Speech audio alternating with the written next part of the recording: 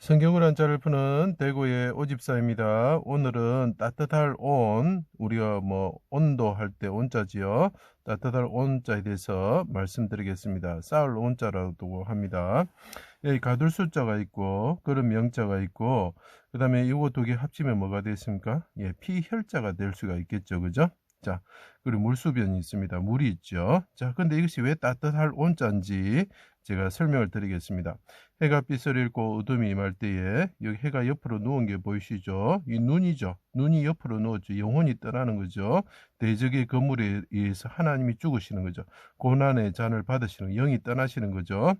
자, 어둠이 임할 때에 십자가에 달려 고난의 잔을 받으셨을 때에 영이 떠나셨을 때 그 사람은 인자더라는 거죠. 인자이신 하나님이신데 인간으로 오신 분이 있는데 그분이 해가 빛을 잃을 때에 어떻게 된다고요? 그분이 영이 떠나신다. 메시아이신 분이 죽으신다는 거죠. 그 영이 떠나신다면 하나님의 영, 하나님이신 분이 영이 떠나신다는 거죠. 고난의 잔을 받으셨을 때 인자가 크게 소리질러 나의 하나님 나의 하나님 어찌하여 나를 버리셨나이까. 대적이 파산의 소처럼 에워쌉니다. 에워싼다는 뜻이 있죠. 나라라는 의미가 있고 에워쌉니다라고 합니다. 그리고 그들이 나를 삼키려고 합니다. 입을 벌려서 삼키려고 합니다. 이렇게 하죠. 그 수족을 찔러서 피를 흘리셨다. 그분이 피를 흘리셨다. 그분이 피를 흘리시고 인자가 오셔가지고 그분이 영원히 떠나시면서 속건제물로 드리지면서 그분이 피를 흘리셨다는 거죠.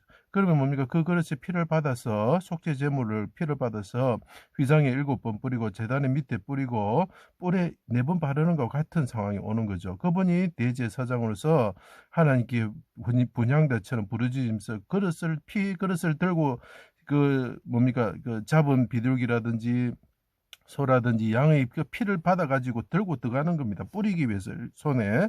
자, 그 제물의 피는 어떻겠습니까? 따뜻한 피였다는 거죠. 그죠? 자, 사자처럼 입으로 삼키려고 합니다. 이 따뜻한 피가 나중에 중요한 겁니다. 좀 기억해 주세요. 비방합니다. 그렇지만 나는 맞대에 욕하지 않습니다. 베드로서에서 나오죠. 그죠? 자, 나는 물같이 쏟아졌으며 힘이 말라 질그릇 쪽같이 되었습니다. 나는 물같이 쏟아집니다. 내가 피같이 쏟습니다. 내가 피를 쏟으면서 제물의 피를 그릇에 담아가지고 뿌리는 대제사장으로서 뿌리는 것처럼 되었습니다. 난 힘이 말라 질그릇 조각 되었습니다. 무덤에 내려가는 자와 같습니다. 가둘수가 되는 거죠. 자, 그래서 요셉이 그 옥에 내려가는 겁니다. 서울에 내려가는 거죠. 그걸 나타내는 겁니다. 요셉을 생각하시면 이 문제가 잘 해결됩니다. 내 영혼을 아버지 손에 부탁하나이다. 쌓아두신 은혜를 베풀어 주십시오. 쌓다 이런 뜻인 거죠. 그분이 이 하나님께 부르짖는 모습이 뭐지? 영혼이 떠나시면서 아버지 내 영혼을 받아 주십시오. 난 대적의 건물에 있습니다. 나를 구원하여 주십시오. 아버지 오른손을 구원하여 주셔서 쌓아두신 은혜를 베풀어 주십시오 하고 시편 31편에 말하죠. 그리고 그분이 목마르다 하시고 그릇에 가득한 몰약이든 함유하다 쓸개가 들어있었죠. 함유하다 신포도주를 받으시고 다 이루었다 말씀하시고 족하다 넉넉하다 다 이루은 거죠. 그죠? 영이 떠나셨다. 고난의 잔을 받으시고 영이 떠나셨다. 대적의 건물에서 영이 떠나셨다는 거죠. 그래서 내 주님이 쌓아두신 은혜로 나를 구원하여 주십시오. 내가 깊은 물 안에 잠겨졌습니다. 내가 피를 흘리고 죽습니다. 그리고 그릇에 담긴 피처럼 따뜻한 피처럼 내가 피를 흘립니다. 이렇게 이야기를 하는 거죠. 자, 그때 야고보와 요새의 어머니 마리아가 그러니까 여러 마리아가 있었는데 야고보와 요새의 어머니 마리아가 있었다는 거죠. 마리아가 있어. 그 사람들 어떻게 합니까? 예, 그릇에다가 향유를 담아서 예수님이 무덤에 들어갔을 때 가져왔던 자죠. 그죠? 그러니까 옥에 갇힌 자를 위해서 그 향유를 가져왔던 자죠. 그죠? 마음이 따뜻한 사람들이죠. 자, 그 사람은 글로바의 아내였다. 이렇게 이야기합니다.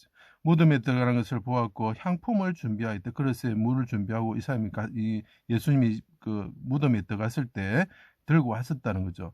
그래서 준비하였다. 쌓아두었다는 거죠. 자, 엠마오로 가는 글로바와 관련된 물이다. 그래서 글로바의 아내다라고 표현하고 있죠. 그럼 글로바와 관련된 물이 뭐죠? 그 예수님이 그때 글로바의 아내가 있었는데 이모와 어머니와 글로바의 아내가 있었다 그랬죠.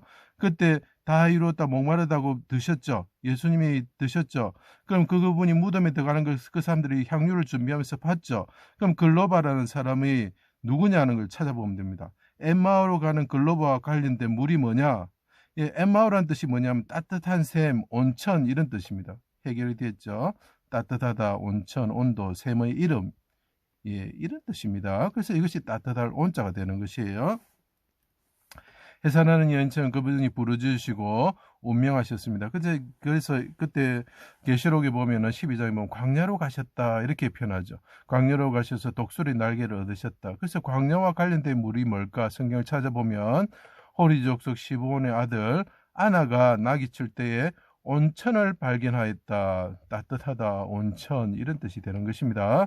자, 예수님이 피 흘리고 고난의 잔을 받으시며 무덤에 들어가신 분이 되셨을 때 자기를 죽이고 그릇에 신 포도주를 준 갇힌 자들을 해방하고 씻는 물과 포도주를 주었다.